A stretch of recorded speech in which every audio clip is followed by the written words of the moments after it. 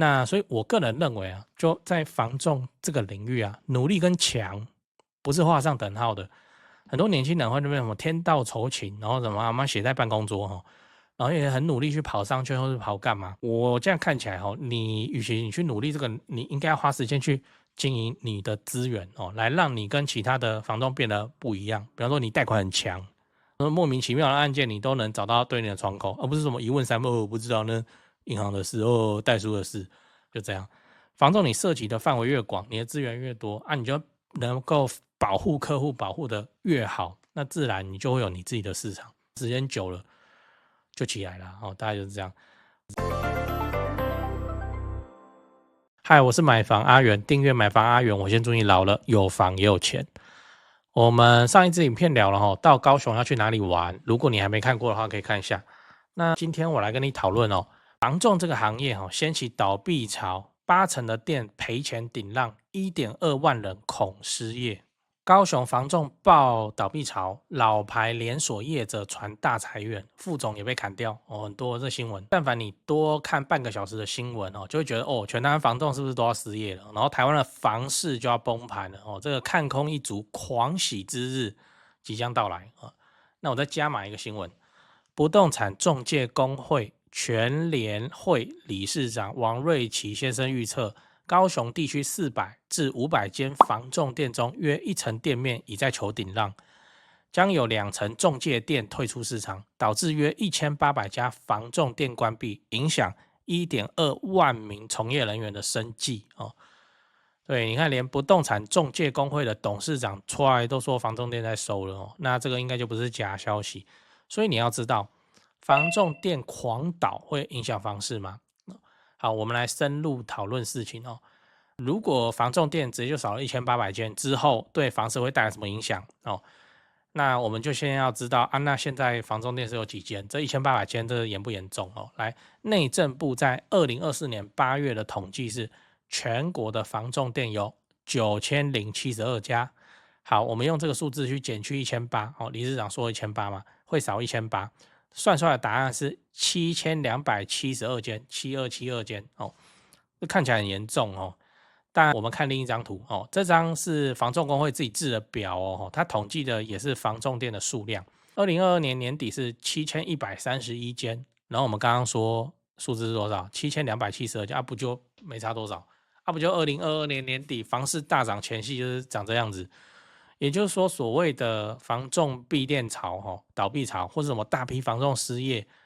那个只是回到2022年房市大涨前夕，在那边一滩死水的状态而已，就这样了哦。它不是说什么哦，现在房市超烂，狗都不做，然后大批的人都这样被辞职或干嘛失业，然后流到其他产业，然后房仲店搞到找不到房仲，怎样惨淡经营？这其实就很像怎样，很像前几年啊，YouTube 在大热的时候。不是有一堆人都辞职说要做网红哦，然后大学生毕业工作票选第1名哦，是做 YouTuber 跟直播主这样哦。那时候满街都是网红哦，一个招牌掉下来，我会打到好几个。那当然现在没有那么狂热哦。那房市也一样，之前房市大热的时候，当然就会有一堆人冲进来，然后房仲店就一直开。那现在降温哦，当然该关的就把它关一关，想回本行的回本行这样。最后你要知道，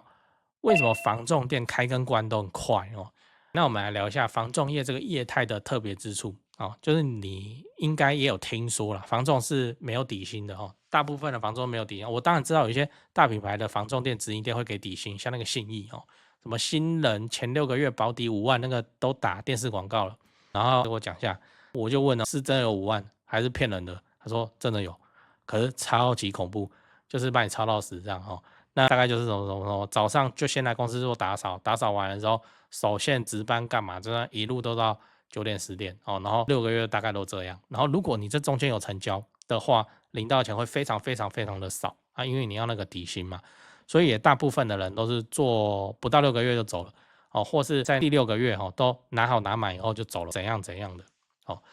好，那其实房仲店怎么样？它业界大概有2种东西哦，这个叫普专跟高专哦，普专跟高专，因为我常年都有在房地产这边嘛，所以我大概还知道。再说一次，我不是房仲，我真的不是房仲。很多观众都加我赖来问我，然后就说我可以指定你服务，我要服务什么？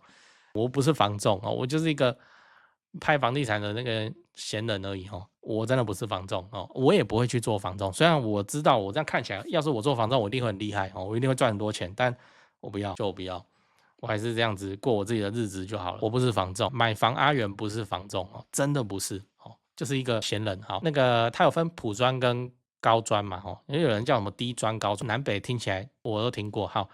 那普专就是有拿底薪的，然后那个高专的话就是没拿底薪的。他们会讲说什么占 table 怎样怎样哦，就是公司行政的资料给你用。好，那个利润分成很高，所以你没有底薪这样哦。OK， 好，那房仲店都会怎样？都会去洗房仲，去选到那个没有底薪的条件哦，也就是所谓的高专哦。为什么？因为它成本低啊，电动的成本低啊，而且对房仲来说奖金高，非常非常的多哦。好，那现在你把你自己的角色哦想象成你是一间房仲店的店长，好，店长，如果你是店长的话，你会怎么去经营你的房仲店？首先，先找2个超漂亮的妹妹来做柜台小姐哦。再来的话，就是你要找很多有底薪的房仲哦，然后他们还没冒泡，还是要付给他钱，还是你想找一大群没有底薪的，有成交大家用分的哦，那你平常你也不养他这样，不用骗，你一定是选后面这个方式哦。那接下来的问题就是说，好啊，那你都开房仲店了，这个店要不要装潢？大家都出去跑业务了，店面是要装潢什么？就那个招牌给大家看，然后看有签约式哦，大概就是这样，有小房间哦，知名小房间，那个都市传说小房间啊，这样就好了哦，直接就可以开业哦。然后它也不像餐饮啊，你们要弄水线，要弄油槽，要有火，什么都不用，对不对？干干净净的哦，是我们讲说稳期啦，就是你做稳的生意，不是做那个有火有什么的武的生意。那你看哦，既然是这样的需求哦，那你要花几百万的装潢，然后去深耕当地市场，还是说，没有，你就是那个你会选加盟哦？房仲的话，你会选加盟，因为你现在开一个你自己的房仲店的品牌，人家不敢啊，对啊，那么大额的交易，那信任感上会怕哦。那你就说哦，加盟店有什么规矩哈，你就去遵守啊，大概就是这样，你不会再花什么很大的钱去装潢。然后你去逛房仲店，有没有观察到一个现象？我靠，那个叫什么领奖的那个袋子啊，我不知道那名字叫什么，彩带是不是？好，反正就然后给它挂着哈。我靠，一大排啊，然后什么100万，然后什么1000万经纪人，什么妈贴一堆。好，你装潢很美，还不是会被遮起来？对啊，房仲店通常都没什么在装潢的。我还是有看过装潢的很夸张、很厉害、很有质感的房仲店哦。就是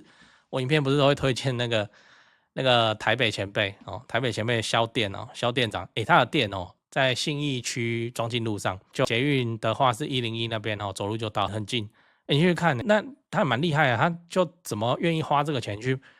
把那个他的房仲店，我记得是中信房屋吧，哦，那装潢成这样，我吓我一跳。那个晚上哦，你开个酒吧人家都信。我说真的，他那个门面哦，店面的门口晚上开灯的时候，我这前面摆个小桌哦，我在那边卖调酒，一定有客人哦，这个很夸张。好，所以房仲店还是很看人经营啊。但我跟你说，市场中大部分的人的选择就是不装潢，干嘛装潢？那就有办公室哦，就这样，然后成本超低。那你也可以干嘛？执行打带跑战术哦，打带跑战术。也就是说，房仲店啊，它要怎样？它扩店是可以超快的，然后收起来超快哦，收了也超干脆超快哦，就这样。所以才会发生你看到的这个新闻，怎么好像很严重？房仲店那边收一堆哦，那其实很多都是就打带跑啊。哦，讲起来就是有点炒短线哦。那炒短线的成本也算低。我说真的哦，开一间房仲店哦，大概是比开那个知名饮料店它便宜的哦。那你知名饮料店，你现在开下去不用300-400万哦。那个摊车型的就不要拿出来讲哈，我讲的就是那种什么可不可啊，什么加盟金那边算一算哦。好，开一间房仲店的成本是低的，然后它又可以养高专哦，那就不发底薪，当然很容易存活啊哦，然后所以它撤起来也很快哦，就有点超短线这样打带跑战术。所以啊，就现在的市况当然是吹起冷风的状态，但你说真的要打击到什么房仲业的士气，我是觉得没有，这就是回归常态而已。你要想哦，在房地产大涨起涨之前哦，那个叫一段很冷淡的时期，还不是有7000多家的房仲业的同仁在这个市场中，所以他们是就挨过了那个寒冬啊，然后遇到大涨哦，那很好啊，那就是他职业生涯中的红利嘛。那当然有很多新进的竞争者进来，然后现在房地产吹冷风，回到也是又不是说原本什么什么9000多间、8000多间，现在只剩下120间，那这样子真的是游行抗议丢鸡蛋哦。好，那所以我是觉得还好了哦，强的房仲还是一直都在市场里头了。那会被逼转行还是干嘛的？大概就是伸手就觉得说房仲这样这么好赚，来练练看，然后很快赚不到钱就走大概就是这样。那我也提供另一个观点给你参考，不一定对但是就可以参考就是你把我刚刚讲到的那个点拿去作为判断一些房仲店的标准标准，就是说如果这间房仲店它走过很多次房市的冷暖那这间房仲他就会怎样？就会愿意花钱做装潢。那换句话说，你看到一间有花大钱去装潢的房仲店，应该都是比较实力的第一个，它的店东有实力；第二个，它撑过这个市场应该说他也没在怕的啦。寒冬有寒冬，不是固定都要来一次嘛那相对的来说，它就是在当地深耕市场的房仲店就像我等一下业配不是都会讲台湾房屋美术之星店在高雄北高雄中华路上我已经认识10几年了，不能讲我认识他，应该讲他认识我屁孩的时候他就带我去这间可以，就这样那他这10几年都在高雄深耕，然后你去看他的店，我靠，怎么那么大间然后反正你如果去他的公司，你可以跟他说你要参观就这样确实是他就有实力嘛，至少你走进去你就不会怕，你知道吗？这什么样传销的窝点，然后看起来很诡异，这样不会，那个就是一个板板正正的一个大有规模的房仲品牌这样那大概就是这样对这几件事情先讲，不然怕忘记。就现在不是房地产吹冷风嘛这已经是事实了。那我自己的观察是这样跟你分享一下。先说台北台北市、新北市。那台北目前依然持续在成交那成交的行情没有特别的高，也没有特别的低，就行情这样。只是说现在的买方分布已经变成说 50% 是自住换屋那 50% 是财富传承，投资客几乎都离开台北了。那我想这个也不赖嘛，就没有投资客在那边恶性炒作那前面讲到那个 50% 自住换屋，自住换屋很重要的考量就是小朋友的学区所以蛋黄依然非常坚挺那 50% 的财富传承那财富传承讲的就是就天龙人嘛有钱的天龙人。那通常都是怎样？长辈就是看生几个小孩，然后每个小孩一人帮他们买一间这样要给小孩的这种属性。所以他那个也没有要投资，也没有要炒作啦，就是保值就好财富传承那你有钱，你要放在全台湾最顶尖的房地产市场来自住换屋或是财富传承都可以只是说现在成交在4500万以上已经是目前的常态我居然还有观众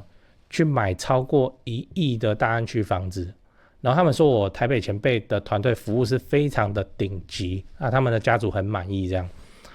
对，所以你要看那些财富传承用的房子或者好学区的房子你就加我前辈的 LINE 小老鼠拜台北，小老鼠买台北这样加了，你就看到他的大头贴那个是助理在顾的那他们会不定期的 po 这些房子给你参考。 OK 那讲完台北讲高雄高雄的情况是也一样，市场降温那之前的乱买乱出价族群就不见了。我认为这样很好，因为这样子我们就可以专心瞄准重大建设，就比较不会有那外行乱出高价的乱，你知道。那自从我拍了会员影片我会员影片不是说都会拍重大建设嘛，那陆陆续续我拍了高雄的重大建设有楠梓台积电到凹子底3大开发案，富邦凹子底 BOT 案，到71期4地重划，新高雄火车站，到亚洲新湾区你们观众很奇怪我拍一个重大建设，你们就跟着买一个重大建设附近。高雄我是很有信心没想到说这个观众好像比我还有信心买的比我还贵，买的比我还多真是蛮夸张那看好高雄，你瞄准重大建设，就找我推荐的台湾房屋美术之星店那在高雄你要卖还是要买那你就给他们一条龙就好了，就跟我一样，我过去10几年都是他们处理的，这是真的那我付的中介费这样子加起来早就超过7位数，那你看我还是愿意推荐他们就是真的很没问题嘛很专业很 OK。他们的 LINE 是小老鼠 go go go go go 小老鼠5个 go 哦，那他们有答应我说会 po 在这支赖的房子是都会挑过哦，就是专门给买房阿元的观众。那这些房子都怎样？都适合自产，也都在重大建设旁边，你可以加那个赖来看看哦。高雄没有台北那么贵啊。祝你自产顺利，来高雄玩得开心，赞赞。讲八卦哦，讲八卦。那前面轻松的聊完，我要讲一点那个严肃的事情哦，严肃的事情。好，就是说房仲啊，它毕竟门槛很低，门槛真的很低，这确实是一个问题。那个低已经低到说，好像你要去开计程车是差不多的那种的低哦，那就会造成什么？造成很多8+9哦，很多没读书，很多全身上下刺青哦，有前科的，然后习惯不好。习惯不好的意思是说，他跟人家带看的时候吃槟榔哦，然后把你放到屋子里面去，然后他就跑到那个阳台去抽烟哦。这种习惯不好的人啊，他也混得进去哦，他就进去做房仲了。为什么嘞？因为他又具有极高的利润，成交一间房子哦，然后他的佣金当然是算趴数的，十几万的物件哦。那就怎么样？就导致这些 logo sogo 的人哦，他会去介入这个行业哦。为什么？因为看起来很好赚。我说的是看起来，房仲当然有他辛苦的地方，我说的是看起来很好赚，就导致房仲产业就乌烟瘴气哦，导致社会上怎样很敌视房仲，就是那些就很奇怪的房仲害的。像那个社会上不是讲这些，我以前在台北公司负责真人的时候看人家履历，他有写直接写就说直销、房仲、保险勿扰，你看就变成这样了房仲就是这个等级、这个梯队的哦。那当然，那个不好的房仲我也遇过好几次。那不好的房仲，你看我讲的多委婉啊，就不好的房仲你可以想象，我那种平常讲干话的人，我他妈这么委婉的讲了他到底是有多么夸张？我是觉得说，房仲这一行的门槛确实是低，然后代数的门槛又太高，因为那个考试真的很难考我去考应该都不会过。哎呀，不要讲然后就 logo sogo 的人很多，然后学艺不精，这是学艺不精哦。你不要想说房仲，然后大家都很厉害，叫来那把那个默写一张白纸说一间房子成交走过什么流程，这些全部都贴在签约式的墙壁上，他写不出来都这样然后话术啊、油腻啊，那么一大堆啊，然后就把房仲这个生意经营的很人情世故，这样我是觉得很诡异了。那不应该是这个样子但台湾却又接受这个样子不然这个现象它不会存在。所以 logo sogo 的房仲很多，我未看先猜这是倒闭或干嘛的，就是这批人为什么？因为赚不到快钱然后就会跑了赚不到快钱就你要他去送 Uber 跑 Foodpanda 他又不要，为什么？因为很累啊，风里来雨里去，然后很累啊。那种人群就是要去做那种轻松赚大钱的事情然后又没有那个违法的胆识，如果有他就是做诈骗的，对不对所以我也是觉得房仲这一行乌烟瘴气那我们该怎么办你怕配合到，然后搞砸你的交易然后不开心或搞，那你就直接跟强的房仲配合不就好了？就这样你就直接隔离掉那些奇形怪状的房仲这样不就好了吗？对强的房仲，我刚才也不是也讲了，就我配合了那么久台北销店跟高雄台湾房屋美术之星林店长就这样强的房仲他怎样？我接下来讲另一个，就跟你分享我的观察强的房仲他是怎么样的生态强的房仲他有资源有资源，什么资源起码4种，来，第一个银行贷款窗口这个我觉得最 OK 第二个装潢工班，第三个代租代管业者，第四个交友广阔好，来一个一个说。来，第一个银行贷款窗口，很多学艺不精的房仲，也不能说学艺不精，这不是他们的本职任务可是现在竞争之下，他就必须去掌握这些东西就是银行贷款窗口。银行贷款窗口是很多老房仲通常就是店东他独有的一些资源。这个资源是什么？他认识很多银行的窗口，那些窗口可能是第一线，也可能直接是那个分行经理所以他对银行哪间银行最近贷款的情况松紧度，哪个银行会要求地缘性，哪些银行不会，哪些会要求户籍在面，有些还可以，哪些你要配合金融商品，哪些不用，哪些最近如数家珍真的是如数家珍。所以强的房仲有资源就是这样，你去跟他成交，你只要条件不要太阿萨布鲁，如果阿萨布他也会踩刹车那你只要条件不要太诡异的话哦，它基本上在银行贷款的这个关卡，它可以保障就顺顺利利哦。强的房仲大概都有这种底气哦。为什么啊？就直接都认识啊，银行贷款，这不是说什么要沆瀣气、蛇鼠一窝，并不是哦，而是说他把那个市况掂量得很清楚哦，然后他指出一条最没有风险的路，不然会发生什么事情？我跟你说，那个买过房子你也知道，他大概就是这样嘛，屋主坐一边，然后你坐对面，然后房仲我也不知道为什么，他们大概都站着哦，然后代书坐中间哦，代书签约啊哦。好，通常啊，买方找贷款都怎么找？买方找贷款都是代书哦，都听代书的。为什么？没经验嘛。那代书说，你有没有想要找银行？那你就说，我不知道啊，不然你顶多说，我发薪水的银行好像是玉山哦。那个代书就说，好，那我帮你送玉山跟国泰，好，就这样啊，就去送了哦，就这样。贷款这么严肃的事情就被决定了哦，所以强的房仲会出手干预，干预的地方是他不会到签约现场来瞧这些事情，他会先问清楚说，你的收入你的怎样，你先跟我讲，我先帮你估一下哦。然后该送的银行窗口什么都送一送，收一收 ，OK 好，然后就出来了。就出来了一个像价格的东西，银行建价或什么，然后他来判断会过还是不会过，然后到时候在签约现场就先跟代书讲这家要送什么，就这样哦，就这样，连那个代书的助理要跑去哪边找哪个窗口，这个都是房仲去指定好的，就这样。强的房仲有银行贷款的资源，我想这个大家都会同意，好，不管你是不是房仲业的哦，一定就是这样。那个你都瞧到银行贷款了，这是最后面临门一脚的关卡了，不要在这时候搞事情哦。所以预先处理好就处理好。那第二个就是装潢工班，很多的像自产啊，我们要干嘛？我们也不是要大装潢，我们可能要整理整理，就要拉高租金收租。这不邪恶哦，不要再说什么什么我们拉高租金，你只听前半，我们要整理了。那个整理是指什么？漏水、壁癌、窗框什么有的没的，我们把那个房子从一进去不适合人类居住，然后让它弄到说，哇靠，现代风 IKEA，好，就这样啊，我们做到这种程度。好了，装潢工班，除非你就有亲戚朋友本身就爱做，不然的话，你应该也是没什么认识，那你就会跟那个房东问，那个房东哦有那个谁谁谁哦就爱做哦，好，装潢工班，他可以去帮你处理这些事情。好，当然整理啊，拉高租金啊，或是就是真的要装潢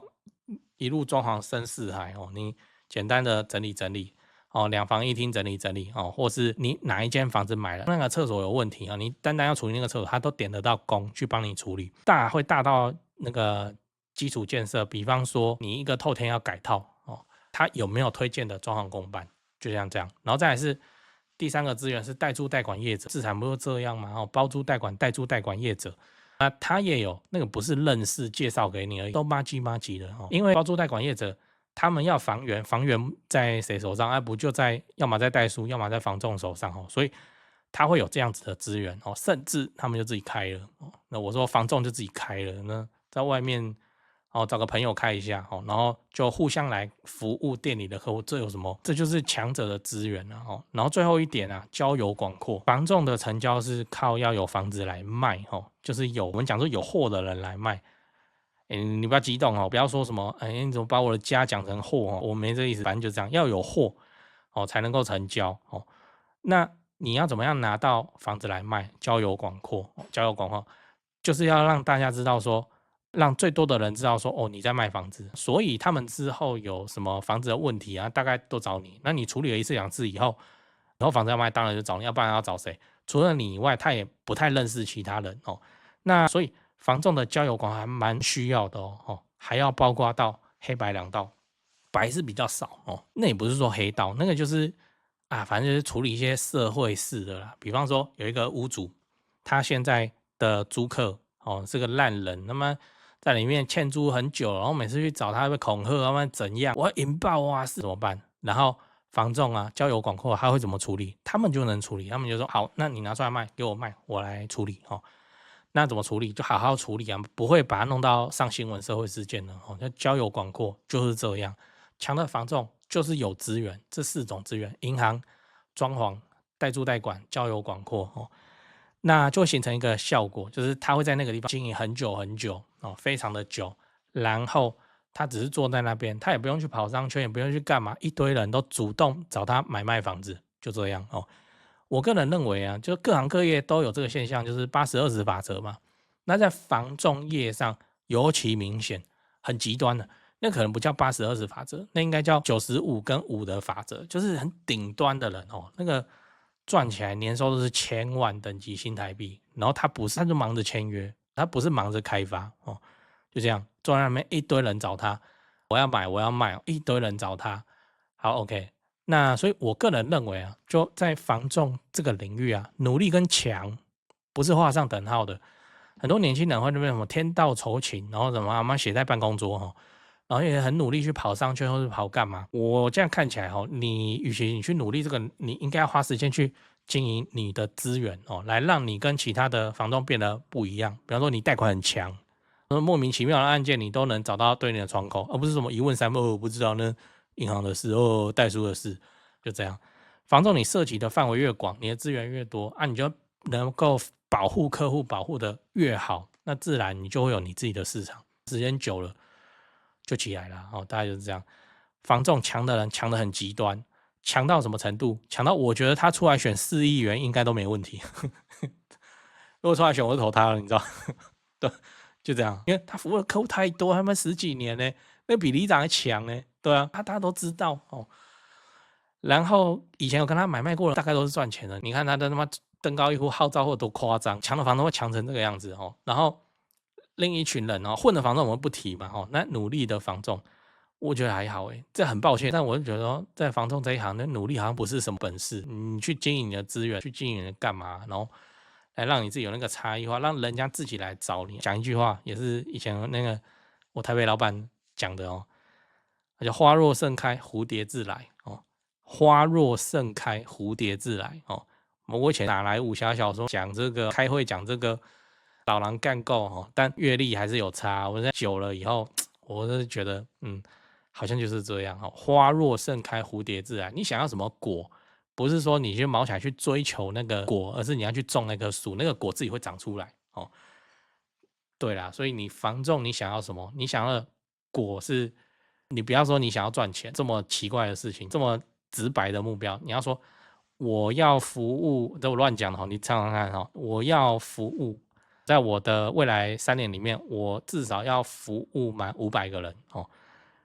这样你怎么会没有钱？对啊，哦，钱只是美好的副作用而已。来，那个花若盛开，蝴蝶自来。你说我要赚钱，我要赚钱，我要赚钱，你只会变成钱的奴隶而已哦。好，那你真的去做嘛？服务，然后你又发现说啊，我不适合，我不喜欢。好，那你去转行嘛，就这样嘛。就是人生苦短，你何必呢？就这样，不要去做钱的奴隶。花若盛开，蝴蝶自来。你盛开，你就是强者，这不是努力的，有办法去。真的，你有接触过，你就知道。像我讲的那个零店啊，你去接触过，你不是有办法靠努力可以达到那种 level。我说真的，所以，哎。不会讲哦，房仲呢，顶尖的人超级顶尖哦，手握资源啊，那努力也没什么用的行业啊，跟你分享，不用去敌视房仲啊，真的是不用。你觉得那些房仲阿萨布，你就不要跟他合作就好了，你直接找强的人，有人推荐的人服务啊，不就好了？当初我就这样。